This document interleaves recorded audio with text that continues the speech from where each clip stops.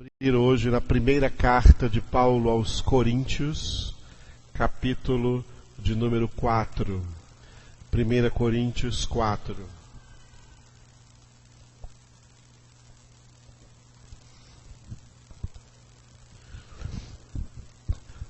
Primeira Coríntios, capítulo de número 4. Amém? Vamos ler juntos. Assim, pois, importa que os homens nos considerem como ministros de Cristo e despenseiros dos mistérios de Deus. Ora, além disso, o que se requer dos despenseiros é que cada um deles seja encontrado fiel. Todavia, a mim muito pouco se me dá de ser julgado por vós ou por tribunal humano. Nem eu tampouco julgo a mim mesmo, porque de nada me argue a consciência. Contudo, nem por isso me dou por justificado, pois quem me julga é o Senhor.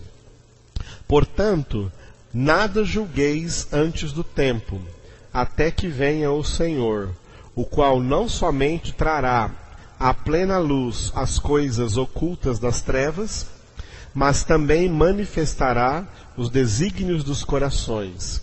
E então, cada um receberá o seu louvor da parte de Deus. Estas coisas, irmãos, apliquei-as figuradamente a mim mesmo e a Apolo, por vossa causa, para que por nosso exemplo aprendais isto. Não ultrapasseis o que está escrito, a fim de que ninguém se ensoberbeça a favor de um em detrimento de outro. Pois quem é que te faz sobressair? E que tens tu que não tenhas recebido? E se o recebeste, por que te vanglorias, como se o não tiveras recebido? Já estais fartos, já estais ricos, chegastes a reinar sem nós? Sim, tomara reinasseis, para que também nós viéssemos a reinar convosco. Porque a mim me parece que Deus nos pôs a nós, os apóstolos, em último lugar, como se fôssemos condenados à morte, porque nos tornamos espetáculo ao mundo, tanto a anjos como a homens. Nós somos loucos por causa de Cristo, e vós sábios em Cristo. Nós fracos e vós fortes. Vós nobres e nós desprezíveis. Até a presente hora sofremos fome e sede e nudez, e somos esbofeteados, e não temos morada certa, e nos afadigamos trabalhando com as nossas próprias mãos. Quando somos injuriados, bendizemos. Quando perseguidos, suportamos. Quando caluniados, procuramos conciliação. Até agora, temos chegado a ser considerados lixo do mundo, escória de todos. Não vos escrevo estas coisas para vos envergonhar, pelo contrário, para vos admoestar como a filhos meus amados. Porque, ainda que tivesseis milhares de preceptores em Cristo, não teríeis, contudo, muitos pais. Pois eu, pelo Evangelho, vos gerei em Cristo Jesus. Admoesto-vos, portanto, a que sejais meus imitadores. Por essa causa vos mandei Timóteo, que é meu filho amado e fiel no Senhor, o qual vos lembrará os meus caminhos em Cristo Jesus, como por toda parte ensino em cada igreja. Alguns se ensoberbeceram, como se eu não tivesse de ir ter convosco. Mas em breve irei visitar-vos, se o Senhor quiser. E então conhecerei não a palavra, mas o poder dos ensoberbecidos. Porque o reino de Deus consiste não em palavra, mas em poder. Que preferis? Irei a vós outros com vara ou com amor e espírito de mansidão? Aleluia. Vamos ficar de pé um momento e vamos orar uns pelos outros. Cada um escolha alguém aí para orar por essa pessoa. Querido Deus Todo-Poderoso, nós te louvamos porque tu estás aqui conosco. E nós oramos agora uns pelos outros. Eu oro por cada um dos que estão aqui presentes nesse momento. Tu os conheces, tu os amas, tu os atraístes, tu os chamastes, ó Deus, para verdadeiramente serem teus filhos e filhas, serem transformados à tua imagem, na imagem do Filho de Deus, ó Jesus. Toca, Senhor, em cada coração, cura os corações feridos, preenche todo o coração vazio, ó Deus, e manifesta em cada um a graça, a misericórdia, o amor do Senhor.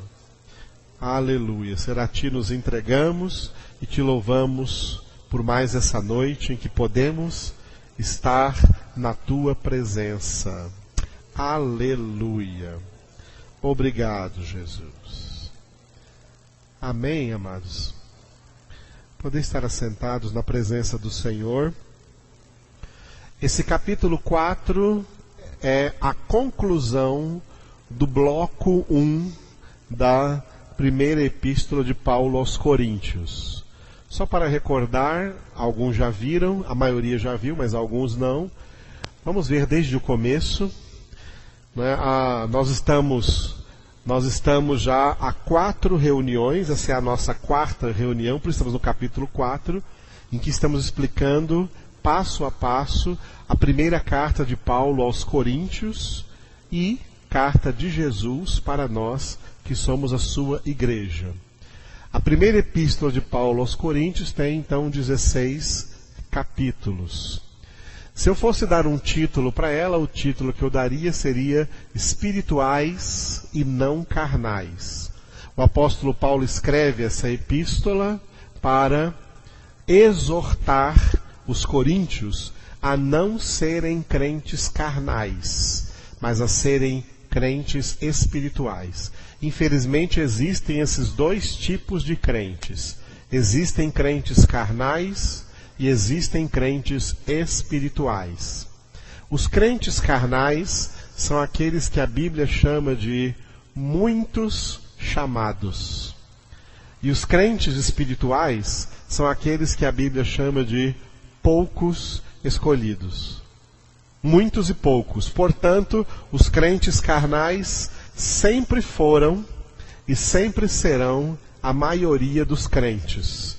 A maioria dos crentes, amados, não só da geração presente que nós estamos vivendo, mas de todas as gerações de crentes que já existiram na face da terra e que ainda vão existir até a consumação do século, sempre vai haver um número X de crentes e a maioria, tá?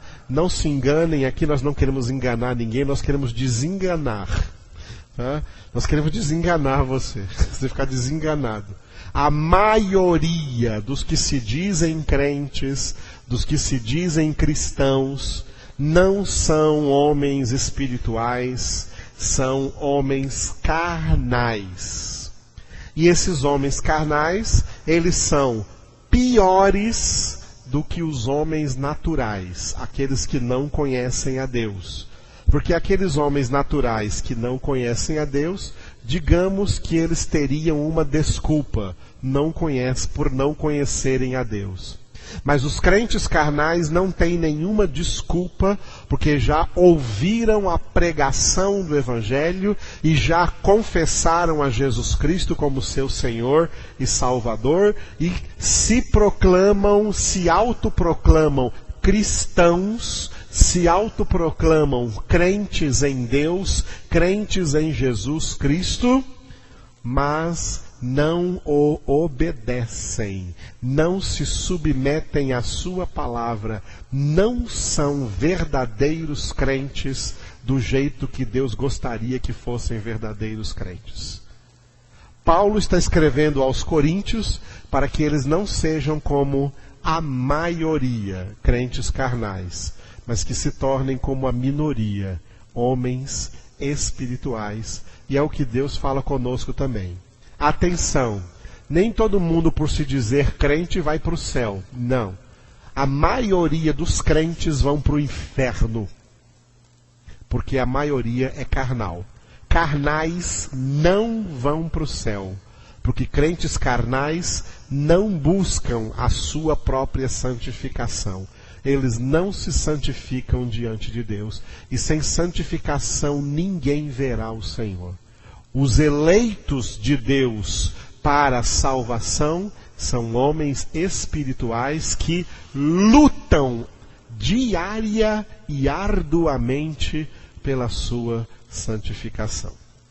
Por isso Paulo escreve para eles, para não serem espirituais, para não serem, carnais, mas para serem homens e mulheres espirituais. Muito bem. A epístola toda aos Coríntios tem uma introdução, um desenvolvimento e uma conclusão. A introdução, que nós já falamos aqui, estão nos 9 primeiros versículos, é o chamado à santidade. Somos crentes porque somos chamados à santidade. Quem vai obedecer esse chamado? Os crentes espirituais. Quem não vai obedecer esse chamado? Os crentes carnais. A maioria, os muitos chamados, não obedecem ao chamado à santidade. Os poucos escolhidos obedecem ao chamado à santidade. O desenvolvimento da epístola, não pode deixar lá, não, Rainha, ainda não acabei lá, não. O desenvolvimento da epístola, que é a maior parte do capítulo 1, versículo 10, até o capítulo 15, versículo 58, eu dei o título de admoestações. O que é uma admoestação? É uma palavra de correção. Admoestar é a mesma coisa que corrigir. Quando alguém está no erro, precisa ser corrigido, precisa ser admoestado para sair do erro e acertar, vir para aquilo que é certo, vir para aquilo que é a verdade. Por isso Paulo admoesta os coríntios a não serem carnais, mas a serem homens espirituais em vários aspectos que ele vai citar aí dentro desse desenvolvimento que eu dei o título de admoestações. A epístola depois termina com uma conclusão no último capítulo, o capítulo 16, que são recomendações finais, que nós vamos chegar lá no dia certo. Amém? Vamos nos concentrar naquele desenvolvimento agora. Esse desenvolvimento chamado admoestações, que vai do capítulo 1, versículo 10, até o capítulo 15, versículo 58. Esse desenvolvimento, ele tem outro desenvolvimento e outra conclusão. O desenvolvimento dele vai do capítulo 1, versículo 10, até o capítulo 14, versículo 40, que eu dei o título Corrigindo Desordens. No meio desse, lá no capítulo 14, mesmo lá naquele último versículo 40, estará escrito assim, que Deus não é Deus de desordem, que Deus é Deus de decência e ordem. Deus é Deus de ordem. Deus não gosta de desordens. Deus não gosta de bagunça. Deus não gosta de anarquia.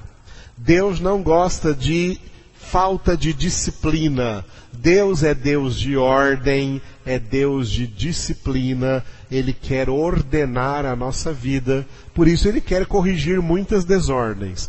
Paulo vai citar algumas desordens aí, do capítulo 1 até o 14, sobre esse assunto, desordens que devemos ver corrigidas em nossas vidas. Depois a conclusão é o capítulo 15, onde Paulo vai falar sobre a ressurreição.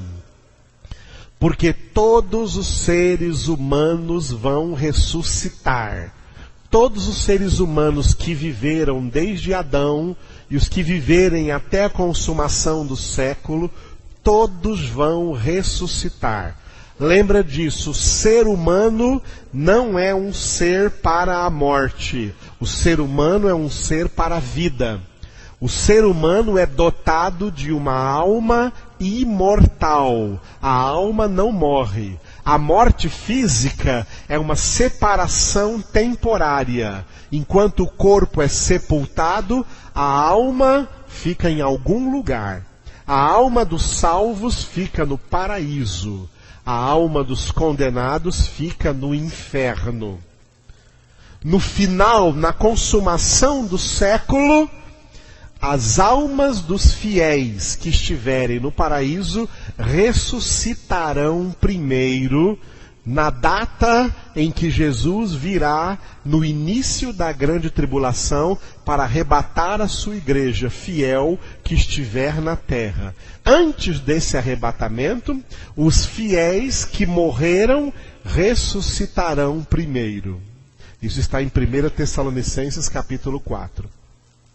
E depois da grande tribulação haverá o milênio, o reino milenar de Cristo, e no final do milênio haverá o juízo do grande trono branco. E naquele juízo do grande trono branco vão ressuscitar todos os ímpios, todos os infiéis, inclusive os crentes carnais. Ressuscitarão para serem lançados de corpo e alma no lago de fogo e de enxofre, que é a condenação eterna. E essa é uma das razões pelas quais Paulo escreve para não serem carnais, mas serem espirituais, porque ninguém vai escapar de Deus. Ninguém. Absolutamente ninguém. Aleluia. Vamos trabalhar aquele desenvolvimento lá em cima, corrigindo as desordens, né, que vai do capítulo 1, versículo 10, até o capítulo 14, versículo 40. É aí que está a maior parte da epístola, o coração da epístola, de Paulo, da primeira epístola de Paulo aos Coríntios, é essa parte aí, corrigindo as desordens. Por isso está dividida em duas partes, parte 1 e parte 2. A parte 1 vai até o capítulo 8, capítulo 1, versículo 10 até o capítulo 8 completo, que termina no versículo 13, que eu dei o título de repreensões. E a parte 2, que nós ainda vamos entrar nela, eu dei o título de orientações, do capítulo 9 até o capítulo 14. Vamos nos concentrar na parte 1. A parte 1, que eu dei o título de repreensões, e vai até ao capítulo 8. Essa parte 1 tem 2 blocos. O primeiro bloco vai até o capítulo 4, versículo 21, capítulo 4 completo, que eu dei o título de contendas. E o bloco 2, que nós vamos entrar nele ainda no sábado, porque nós estamos terminando hoje o bloco 1 com o capítulo 4. O capítulo 5 está no bloco 2, que vai ser no sábado à noite, tá? Sábado à noite. Hoje terminaremos o bloco de número 1, que eu dei o título de contendas. Por quê? Porque neste bloco, Paulo corrige uma das desordens provocadas pelos homens carnais dentro da igreja. Homens carnais são os responsáveis de promover dentro da igreja todos os tipos de contendas. Homens espirituais não promovem contendas, não participam de contendas, não entram em contendas. Homens carnais não adoram a Deus, eles adoram contendas. Contendas, divisões, eles são da turma sempre da oposição. Na época, estou lembrando agora de Moisés, que tinha a turma do Corá, Datã e Abirão, que durante 40 anos do deserto se levantaram contra Moisés, são pessoas que causam contendas. O que aconteceu com eles lá no deserto? A terra se abriu e engoliu a eles. Porque Deus não gosta de contendas. Contendas é obra da carne e não fruto do Espírito. Homens carnais gostam de contendas. Homens espirituais não promovem contendas e não entram em contendas. Esse bloco 1, ele tem uma introdução, um desenvolvimento e uma conclusão. Lá em cima nós temos a introdução, que está ainda no capítulo 1, versículo 10 a 17, onde Paulo faz uma pergunta. Cristo está dividido? Porque havia contendas entre os coríntios e pessoas entre eles dizendo assim, um grupo dizia, eu sou de Paulo, outro grupo eu sou de Apolo, outro grupo eu sou de Cefas, e outro grupo eu sou de Cristo. Aí Paulo pergunta, vem cá, Cristo está dividido? E aí ele vai desenvolver esse bloco do capítulo 1, versículo 18, até o capítulo 3, versículo 23, que nós terminamos domingo à noite, com esse tema, sois de Cristo, não sois de Paulo, não sois de Apolo, não sois de Cefas, sois de Cristo. Cristão é aquele que é propriedade de Cristo. Não somos propriedade de nenhum pastor, não somos propriedade de nenhuma denominação, nós somos propriedade de Cristo Jesus. Aleluia. Nós participamos de congregação, participamos do rebanho confiado a algum pastor, mas o pastor não é dono do rebanho e nem é dono da vida de ninguém. O dono de nossa vida é Jesus Cristo. Aleluia. Glória a Deus. E a conclusão do bloco 1 é o capítulo 4 que nós lemos essa noite, que eu dei o título aí de Despenseiros de Deus. Agora chegamos aqui aonde nós lemos hoje. Veja o primeiro versículo de onde nós lemos hoje. O primeiro versículo. Assim, pois, importa, 1 Coríntios 4, 1. Assim, pois, importa que os homens nos considerem ministros de Cristo e despenseiros dos mistérios de Deus. Leiam vocês.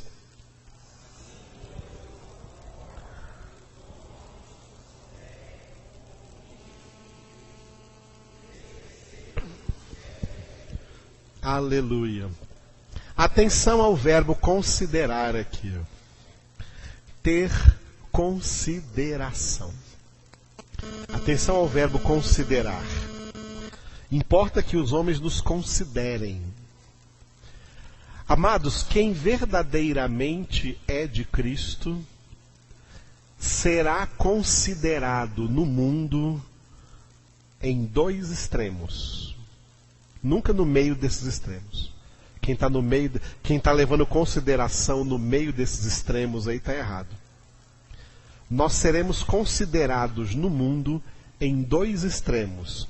Ou seremos considerados no mundo como ministros de Cristo e despenseiros dos mistérios de Deus, ou seremos considerados, como diz no versículo 13, lixo do mundo, escória de todos. Vamos ler o 13, ó.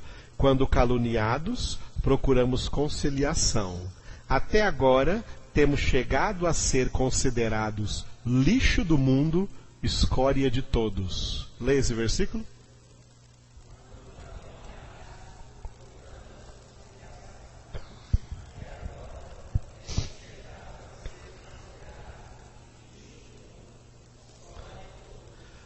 Consideração. Capítulo 4 fala de consideração. Como um verdadeiro crente é considerado no mundo? Depende de quem o considera.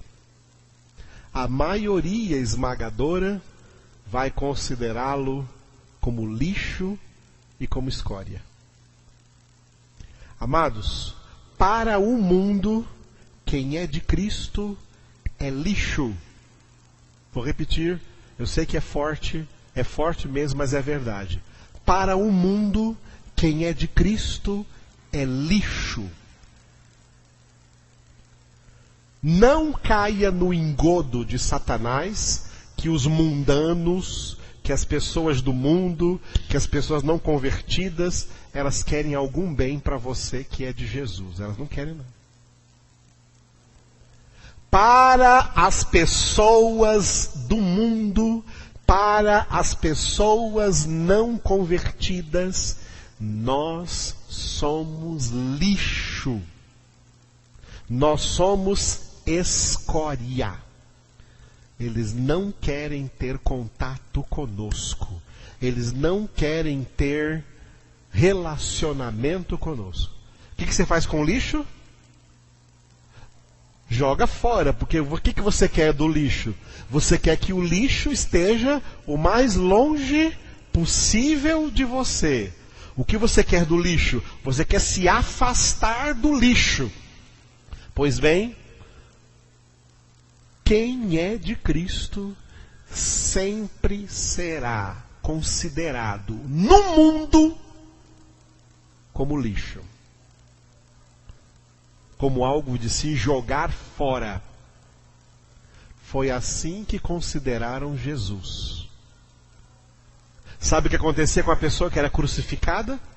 Ela perdia a cidadania.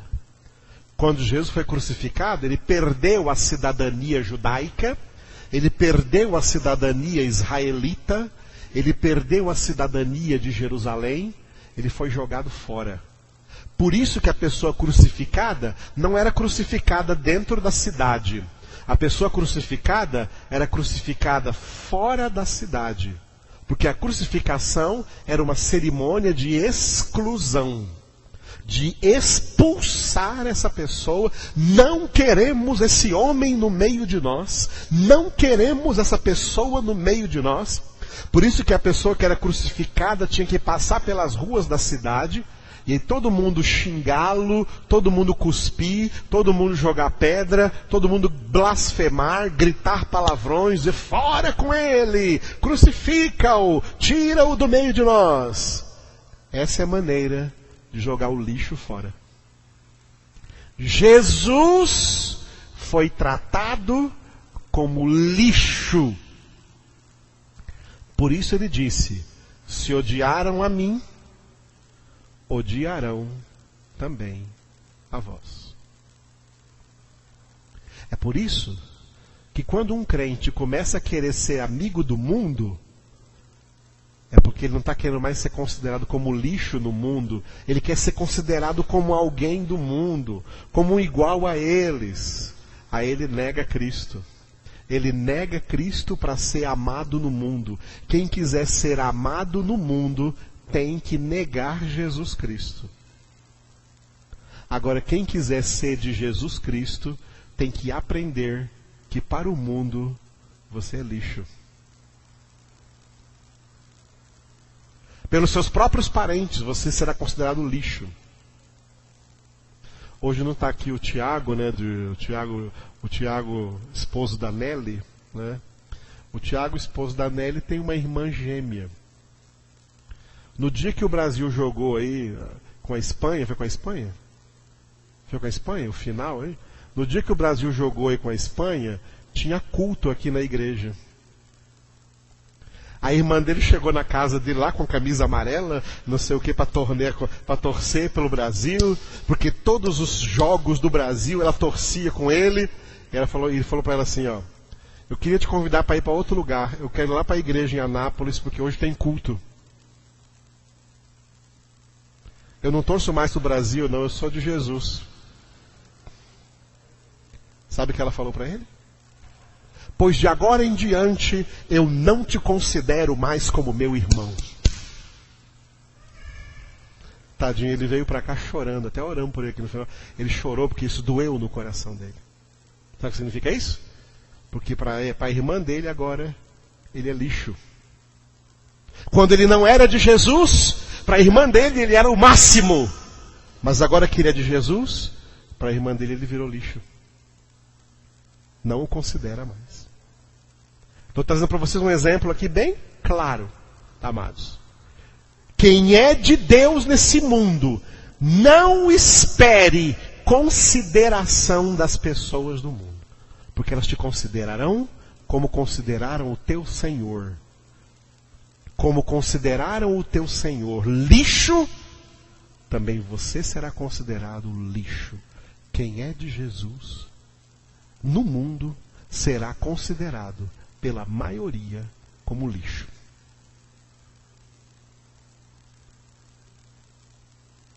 E quem é que vai nos considerar, como diz o primeiro versículo, como diz o versículo 1, quem vai nos considerar como ministros de Cristo e despenseiros de Deus? Só aqueles que forem de Deus. Quem é de Deus, reconhece quem também é de Deus.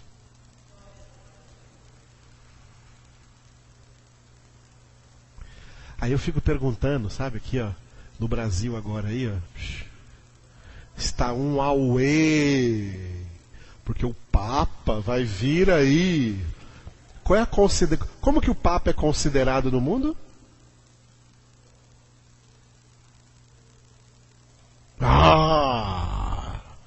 É considerado no mundo. O mundo, pelo mundo não convertido, pelo mundo que não crê em Deus, pelo mundo que não segue a Bíblia. O mundo vai considerar que é de Deus todo aquele que não é de Deus. E todo aquele que é de Deus, o mundo vai considerar lixo. Se o Papa fosse de Deus, o mundo o considerava lixo. O Brasil não estaria gastando mais de 100 milhões dos cofres públicos. E não é só imposto de católico, não.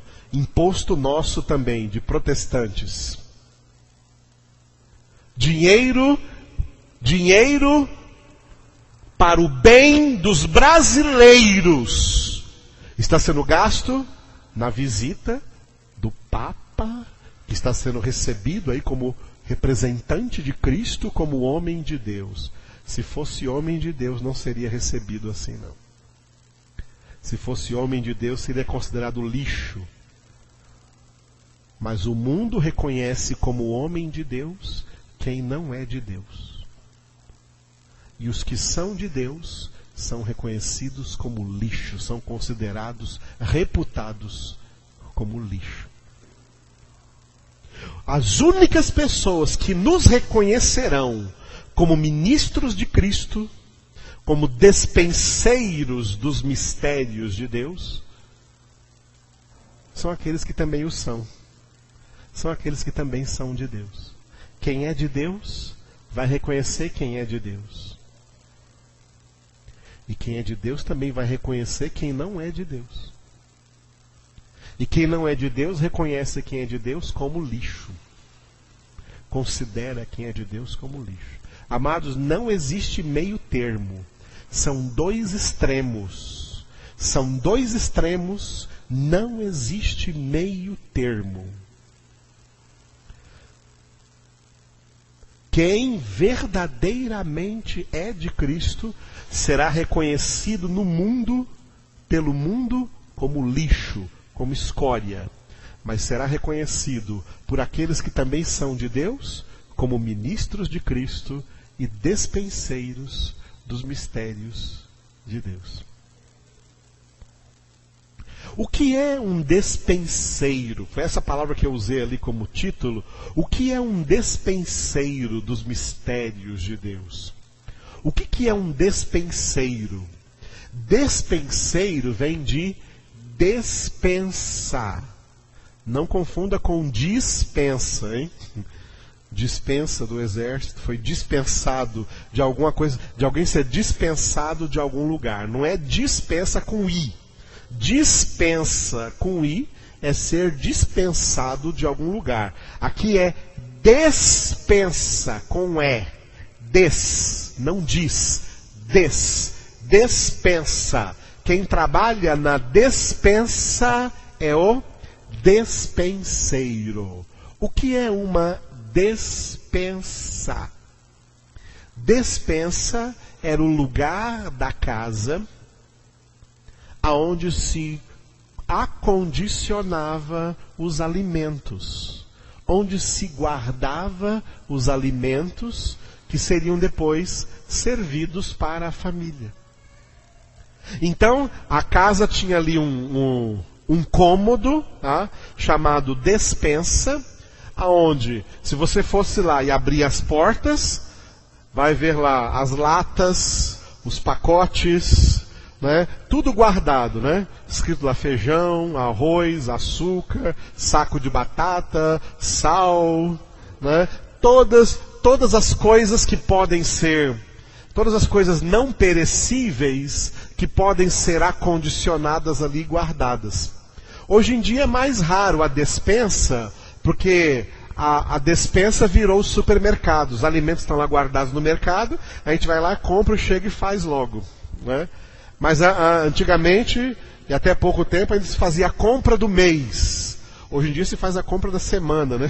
Às vezes faz até a compra do dia, né? Mas antigamente se fazia a compra do mês. Se comprava o que se ia gastar no mês inteiro. Então, como não ia gastar tudo no mesmo dia, na mesma semana, se guardava na despensa os perecíveis, os não perecíveis. Os perecíveis, claro, guardam no refrigerador, né? Então, tem uma despensa em casa. Então, o que significa ser despenseiro de Deus? Antigamente, o despenseiro de uma casa era o mordomo. Lembram antigamente, como nas história antiga, nos povos antigos, as famílias moravam em casas muito grandes e tinham um mordomo? Mordomo é uma palavra que significa administrador. O mordomo era o despenseiro. Ele ia lá e falava com os cozinheiros, ó, qual é o cardápio de hoje? Ele tinha então a chave da despensa, e para aquele cardápio que o cozinheiro lá, ou a cozinheira escolhia, ele tinha a chave da despensa, ele abria e dava para o cozinheiro as coisas da despensa que ele ia precisar para fazer aquele almoço daquele cardápio daquele dia. Esse era um trabalho do mordomo, o administrador da casa. Ele era o despenseiro da família. A despensa de Deus, amados, a despensa de Deus é isso aí que está na sua mão. É a Bíblia Sagrada.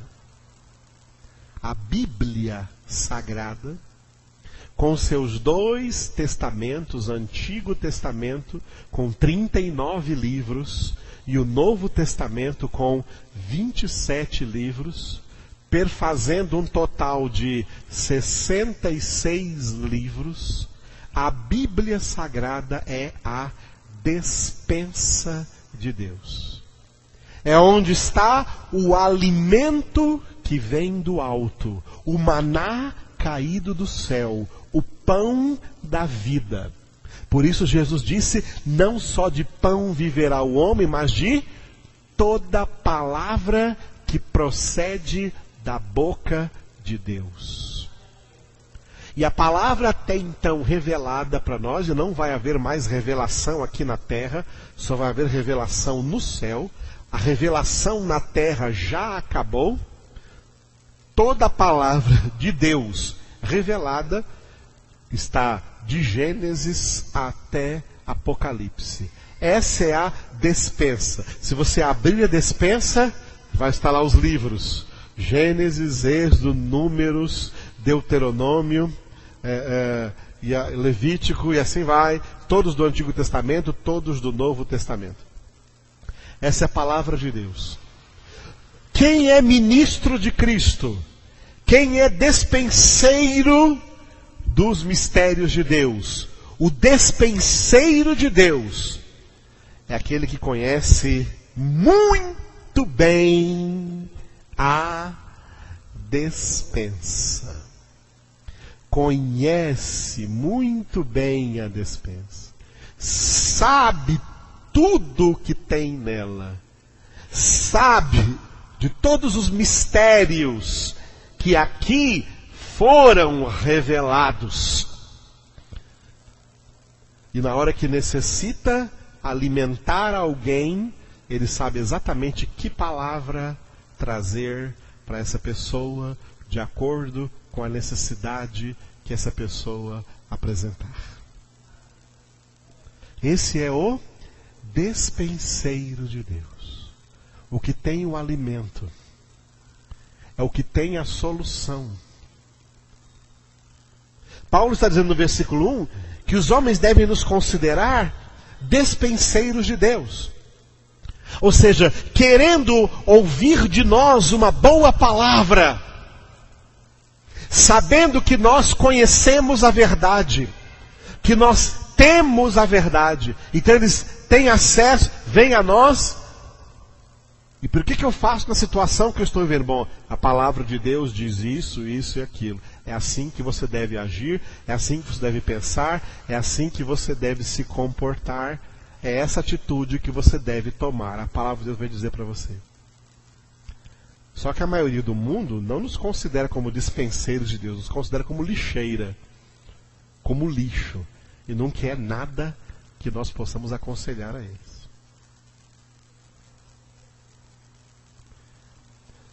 O despenseiro de Deus é aquele que conhece a palavra. E veja o versículo 2 agora. Ora, além disso, o que se requer dos despenseiros é que cada um deles seja encontrado fiel. Repita.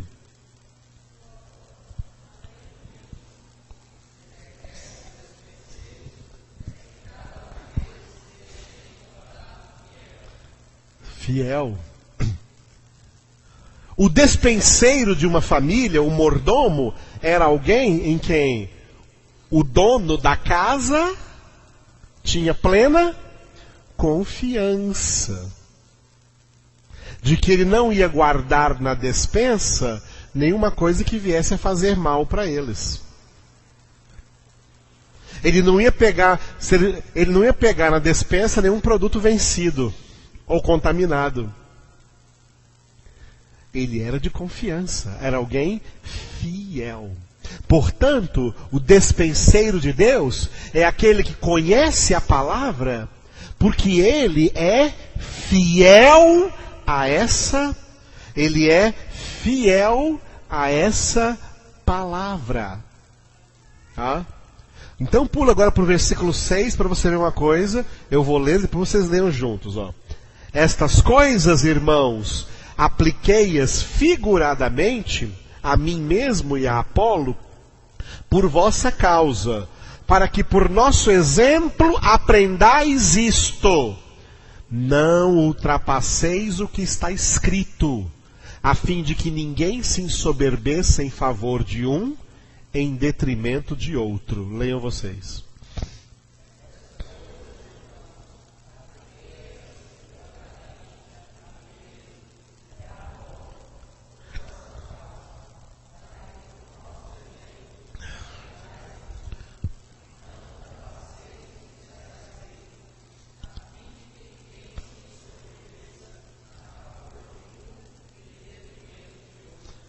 Paulo se apresenta como despenseiro fiel de Deus. E Paulo apresenta também Apolo como despenseiro fiel de Deus. Ou seja, o que Paulo fez lá no meio dos coríntios? Pregou para eles a correta palavra de Deus. O que Apolo fez lá no meio dos coríntios? Pregou para eles a correta palavra de Deus. Então Paulo está dizendo, ó, tanto eu como Apolo somos despenseiros fiéis de Deus. Portanto, o que nós queremos é que vocês aprendam conosco uma coisa. Aprendam isto. Tem 2 pontos aí depois de isto na sua Bíblia, na minha aqui tem. Para que por nosso exemplo aprendais isto. 2 pontos. Tem 2 pontos aí? Tem? Tem? Beleza. O que é para aprender? não ultrapasseis o que está escrito. Leiam vocês essa frase. Amados, o que estão fazendo hoje por aí com o Evangelho? O que estão fazendo hoje por aí com as pregações? O que estão fazendo hoje os pretensos e às vezes até os mais famosos e mais ouvidos e que mais chamam a atenção das multidões nas pregações de hoje em dia? Estão ultrapassando o que está escrito. Paulo disse aos Gálatas: se alguém ultrapassar o que foi escrito, seja anátema. O apóstolo João também escreveu isso em uma de suas epístolas. Segunda ou terceira epístola, João disse que não devemos ultrapassar o evangelho que nos foi anunciado. Paulo está dizendo bem claramente aqui: não ultrapasseis o que está escrito. O despenseiro tem que ser fiel ao conteúdo da despensa. Ele não pode colocar ali dentro nenhum conteúdo estranho, para depois dizer que aquilo lá era de Deus. Nada estranho. É o que Deus revelou de Gênesis até Apocalipse. Esse é o alimento. Essa é a palavra de Deus. E nós não podemos ultrapassar a palavra de Deus. Ultrapassar é ensinar ou crer em alguma coisa que não é da palavra. Estão ultrapassando a palavra. Inventando alguma coisa que não foi Deus quem revelou. Estão ultrapassando a palavra. Estão ultrapassando a palavra de Deus. Vamos dar um exemplo? Hoje em dia as igrejas têm a moda de todo início de ano fazer o que eles chamam aí de projeto de vida. Muito bem. Me mostrem na Bíblia Sagrada aonde Deus ensina isso. Mostra para mim. Abre aí.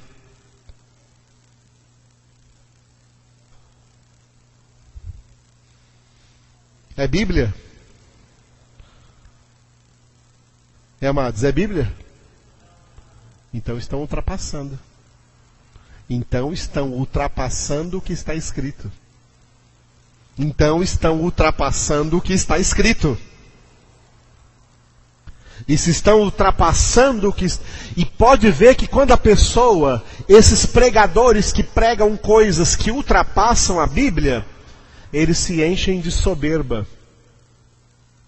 E os que creem nessas coisas também se enchem de soberba. Eu já fiz a minha campanha, eu já fiz o meu projeto. E ficam cheios de orgulho, cheios de soberba. Olha aqui, não ultrapasseis o que está escrito, a fim de que ninguém se ensoberbeça. Sabe por quê? Porque a verdade ensina humildade. Mas a mentira ensoberbece.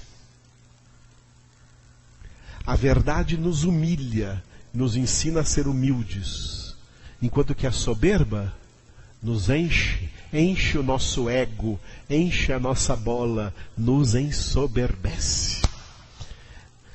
Mas eu cansei de ver gente aí, crentes místicos, crentes carnais, que acreditam nesse misticismo que está por aí, e é gente soberba, não tem nada de humildade, é gente soberba. Gente que em nome de Deus querem enriquecer, querem ser poderosos na terra, querem possuir mundos e fundos nessa terra, querem prosperar nesse mundo. Isso faz o maior sucesso. Porque isso fala diretamente na concupiscência, na soberba dos corações. Esse não é o Evangelho de Cristo, e esses homens que pregam isso não são despenseiros de Deus, porque Deus não tem isso na sua despensa. No Antigo Testamento, aconteceu um fato muito interessante. Na época dos profetas, entre eles Eliseu e Elias, havia muitos profetas. Nós temos profetas literários e profetas não literários. Profetas literários são aqueles que escreveram, como Jeremias, como Isaías, como Ezequiel, como Daniel, Oséias. São profetas literários, porque eles escreveram livros e que estão aí na Bíblia. Mas nós temos também muitos profetas não literários. Profetas que não escreveram nada, mas apenas atuaram como profetas no Antigo Testamento. Entre os não literários, nós temos dois famosíssimos que são Elias e Eliseu. Na época de Elias, Elias abriu uma escola de profetas.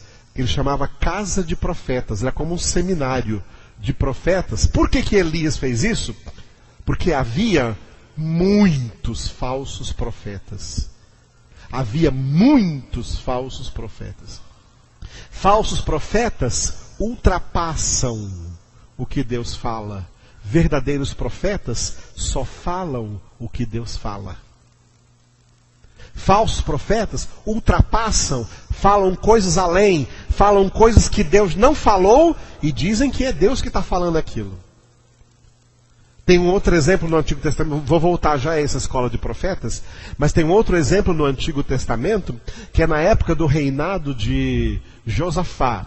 Na época do reinado de Josafá, quando Josafá reinava em Judá, cuja capital era Jerusalém, o rei Acabe reinava em Israel, no Reino do Norte. Aí o rei Acabe convidou o rei Josafá para ir para a guerra.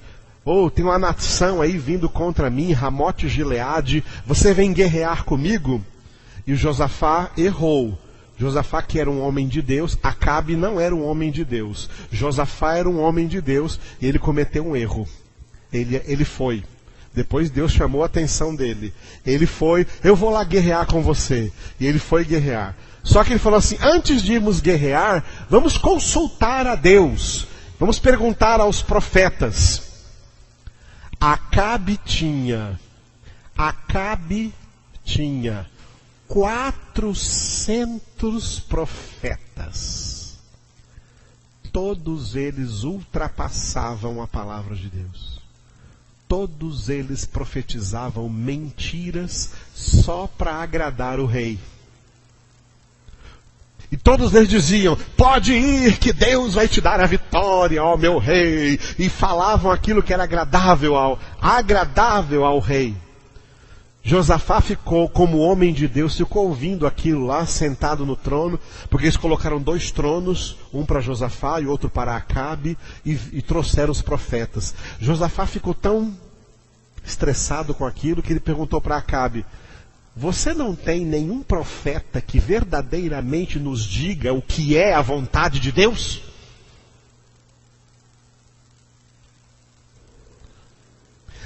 Tem um ali que ele nunca fala. Tem um ali, Micaías. Micaías nunca fala aquilo que a gente quer ouvir. Aí Josafá falou, então é esse que eu quero ouvir, chama ele lá. Aí Micaías veio e falou assim, eis o que diz o Senhor para você, Acabe. Eis que eu coloquei espírito de mentira na boca dos teus profetas. E o que eles falaram para você é mentira.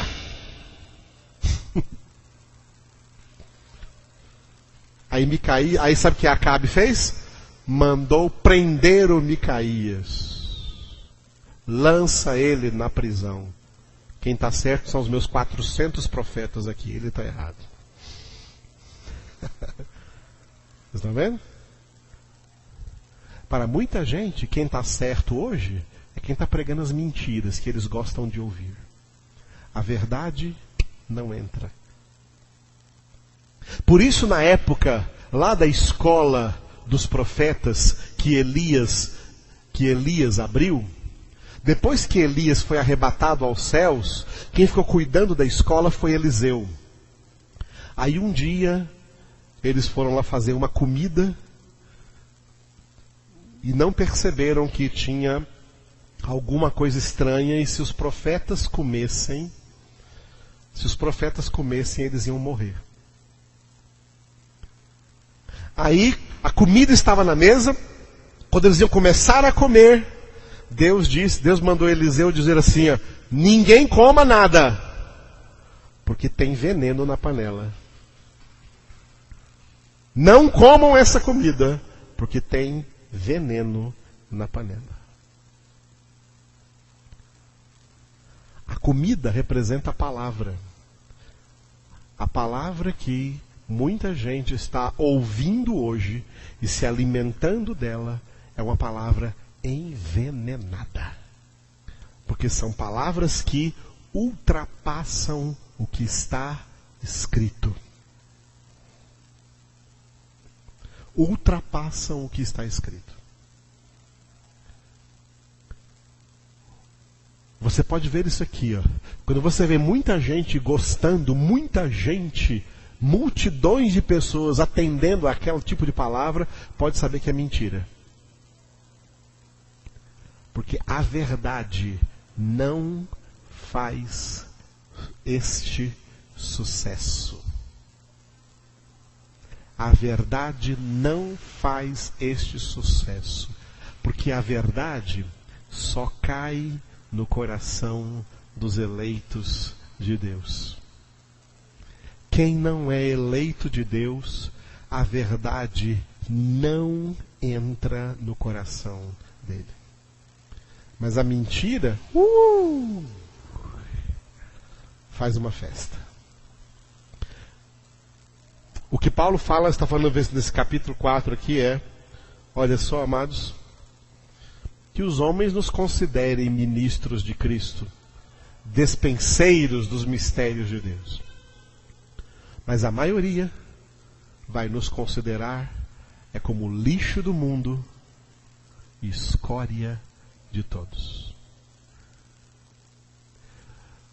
Nós temos que nos esforçar para ser despenseiros de Deus. Agora, por mais que nos esforcemos, o mundo vai sempre nos considerar lixo, escória. Está preparado para isso? Jesus disse, bem-aventurados, quando vos perseguirem, vos caluniarem, vos odiarem, fizerem todo mal contra vós, por causa de mim, porque foi assim que perseguiram todos os profetas e justos que vieram antes de vós. Aleluia. Paulo termina esse bloco 1, no qual ele fala de contendas, nesse sentido, amados, que em primeiro lugar, nas nossas vidas, está o Senhor. E uns aos outros devemos ser uns para os outros ministros de Cristo e despenseiros dos mistérios de Deus. E ter consciência de que para o mundo sempre seremos como foi Jesus, lixo. O mundo considerou Jesus lixo. Por isso o profeta Isaías diz no capítulo 53 que Jesus é o mais rejeitado entre os homens. Continua sendo rejeitado. O Cristo que eles fabricam não é o verdadeiro Cristo. Ontem eu peguei o finalzinho foi ontem? Acho que foi. Peguei o finalzinho do Globo Esporte, não entendi direito não, mas parece que tinha um atleta lá que foi lá tirar uma foto lá com o Cristo Redentor. Aí ele saiu de lá e falou, a maior alegria foi conhecer Cristo. Conhecer aquele Cristo lá de pedra. A maior alegria da vida foi conhecer Cristo. Oh, que maravilha. Aquilo não é Cristo. Os cristos fabricados pelos homens são falsos cristos. O verdadeiro Cristo é o Verbo de Deus, é a palavra de Deus. E sem ele não há salvação. Mas os homens, como rejeitam essa palavra, então fabricam aí outros cristos. E olha a palavra que eu usei, outros cristos. O Papa católico, ele tem vários títulos em latim. Um deles é Alter Christus, que traduzido para o português é outro Cristo.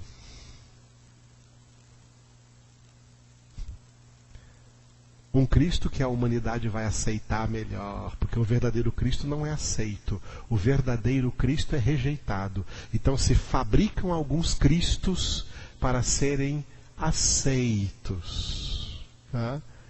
Para serem melhor aceitos de acordo com a conveniência e o pecado de cada um.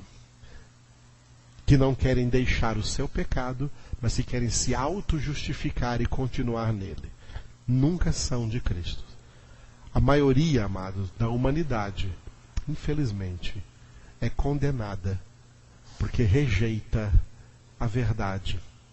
E quem pode lhes transmitir a verdade, eles consideram como lixo. Lembra quando Estevão começou a pregar a verdade? Atos capítulo 7. Estevão pregou a verdade e eles rangiam os dentes de ódio.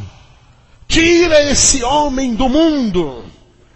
E levaram para fora e o apedrejaram até a morte. Porque foi considerado como lixo, tá? Como escória. E assim, todos os que são de Deus, tanto na época do Antigo Testamento, como na época do Novo Testamento, sempre foram perseguidos por ódio. Ódio até dos próprios parentes, dos próprios entes queridos, da própria casa. Jesus falou isso: os inimigos do homem serão os da sua própria casa. Por causa de mim, sereis odiados de todos, até dos vossos próprios familiares. Porque não conhecem a Cristo, e como não conhecem a Cristo, passam a nos considerar lixo. Passam a nos considerar lixo. Quando nós éramos iguais a eles, oh, quanta consideração! Quando conhecemos Jesus, eles cortam conosco qualquer relacionamento, porque nós somos escória. Amados, isso é uma verdade, que nós temos que aprender a conviver com ela e crescer. Cantamos e sabemos que é tempo de crescer e nos tornar maduros em Cristo, para termos sabedoria para viver nesse mundo, preservando a palavra da vida, brilhando como luzeiros no meio desse mundo tenebroso. Então, você que está ouvindo essa palavra, o que você deve fazer, irmãos? Orar mais, meditar mais dia e noite na palavra de Deus, deixar essa palavra te confrontar, te transformar, mudar atitudes que precisam ser mudadas, mudar condutas que precisam ser mudadas, porque se nós não dermos testemunho do que é ser de Cristo, não terá Cristo nenhum nesse mundo. Não terá luz nenhuma nesse mundo. Por isso que Jesus conta conosco e diz: sereis minhas testemunhas. Não seja carnal, seja espiritual. Seja dispenseiro dos mistérios de Deus. Aleluia. Curva a sua cabeça, vamos orar agora. Obrigado, Senhor, por essa noite, onde poucos aqui nos reunimos, mas nos reunimos, Senhor, de maneira profunda na Tua presença, meditando, Senhor, na Tua palavra que é viva e eficaz, poderosa, Senhor, para purificar nossos pecados, lavar nossas iniquidades, nos santificar. Na Tua presença, Senhor, nós Te exaltamos, nós engrandecemos o Teu nome, sabendo que, aleluia, somos propriedades exclusivas do Senhor. E se o mundo nos odeia, é porque odiou a Ti antes do que a nós. Se fôssemos do mundo, o mundo amaria o que é seu.